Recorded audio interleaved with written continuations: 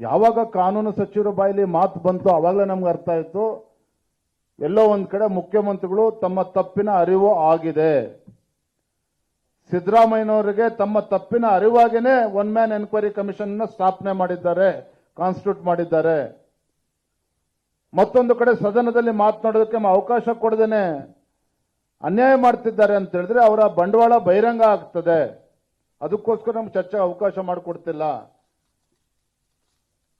ಮತ್ತೊಂದು ಕಡೆ ಸ್ವತಃ ಮುಖ್ಯಮಂತ್ರಿಗಳು ಸದನದಲ್ಲಿ ನಮ್ಮ ನಿಲುವಳಿಗೆ ಸೂಚನೆಗೆ ಅವಕಾಶ ಕೊಡೋದಿಲ್ಲ. ಸದನ ನಡೀತಾ ಇರತಕ್ಕಂತ ಸಂದರ್ಭದಲ್ಲಿ 2 ಗಂಟೆಗಳ ಕಾಲ ಪ್ರೆಸ್ ಮೀಟ್ ಮಾಡ್ತಾರೆ. 1 ಗಂಟೆ 57 ನಿಮಿಷಗಳ ಕಾಲ ರಾಜ್ಯದ ಮುಖ್ಯಮಂತ್ರಿಗಳು ತಾವು ನಿರಪರಾಧಿ ಅಂತ ಹೇಳಿ ರಾಜ್ಯದ ಜನರಿಗೆ ತಿಳಿಸ್ತಕ್ಕಂಥ ಪ್ರಯತ್ನ ಮಾಧ್ಯಮದ ಸ್ನೇಹಿತರ ಮೂಲಕ ಮಾಡ್ತಕ್ಕಂಥ ಪ್ರಯತ್ನ ಮಾಡ್ತಾರೆ. ಅಂದ್ರೆ ಅವ್ರದೇ ಪ್ರಶ್ನೆ ಅವ್ರದೇ ಉತ್ತರ. ವಿರೋಧ ಪಕ್ಷದವ್ರು ಕೇಳ್ತಕ್ಕಂಥ ಪ್ರಶ್ನೆಗೆ ಅವ್ರ ಹತ್ರ ಉತ್ತರ ಇರಲಿಲ್ಲ ಮುಖ್ಯಮಂತ್ರಿಗಳ ಹತ್ರ. ಅವರ ಪ್ರಶ್ನೆಗೆ ಅವರೇ ಉತ್ತರವನ್ನು ಕೊಡ್ತಕ್ಕಂಥ ಪ್ರಯತ್ನ, ತಾವು ನಿರಪರಾಧಿ ಅಂತ ಹೇಳಿ ಹೇಳ್ಕೊಳ್ತಕ್ಕಂಥ ಪ್ರಯತ್ನ ಮಾಧ್ಯಮದ ಮೂಲಕ ಮಾಡಿದ್ರು.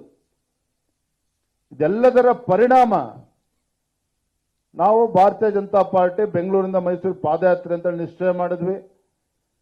ಪಾದಯಾತ್ರೆ ಯಾವ ರೀತಿ ಯಶಸ್ವಿ ಆಯಿತು, ತಾವು ಎಲ್ಲ ಯಾವ ರೀತಿ ಭಾಗವಹಿಸಿ ತಮಗೆಲ್ಲ ಗೊತ್ತಿರತಕ್ಕಂಥ ವಿಚಾರ.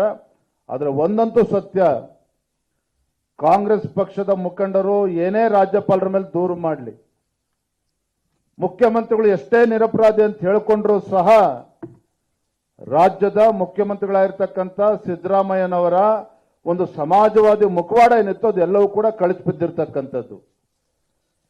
ದಲಿತರ ಅಭಿವೃದ್ಧಿಗೆ ಮೀಸಲಿಟ್ಟಿರ್ತಕ್ಕಂಥ ವಾಲ್ಮೀಕಿ ಅಭಿವೃದ್ಧಿ ನಿಗಮದ ಹಣವನ್ನ ಲೂಟಿ ಮಾಡಿ ಸ್ವತಃ enforcement directorate has come out of the press note. ಏನ್ ಹೇಳಿದ್ದಾರೆ enforcement directorate? The money that was looted by the Congress government, ಯಾವ ಹಣವನ್ನ ಲೂಟಿ ಮಾಡಿದ್ರು ಆ ಹಣದಿಂದ ಹೆಂಡ ಖರೀದಿ ಮಾಡಿದ್ದಾರೆ ಅನ್ನೋದನ್ನ ಎನ್ಫೋರ್ಸ್ಮೆಂಟ್ ಡೈರೆಕ್ಟರೇಟ್ ಕೂಡ ಹೇಳಿರ್ತಕ್ಕಂಥದ್ದು. ಯಾಕೆ ಈ ಅಂಶಗಳನ್ನ ಇವತ್ತು ಹೇಳ್ತಾ ಇದ್ದೇನೆ ಅಂತ ಹೇಳಿದ್ರೆ, ಹೆಚ್ಚಿನ ವಿಡಿಯೋಗಳಿಗೆ ಪ್ರತಿಧ್ವನಿ ಯೂಟ್ಯೂಬ್ ಚಾನೆಲ್ ಸಬ್ಸ್ಕ್ರೈಬ್ ಮಾಡಿ, ಬೆಲ್ ಐಕಾನ್ ಕ್ಲಿಕ್ ಮಾಡಿ.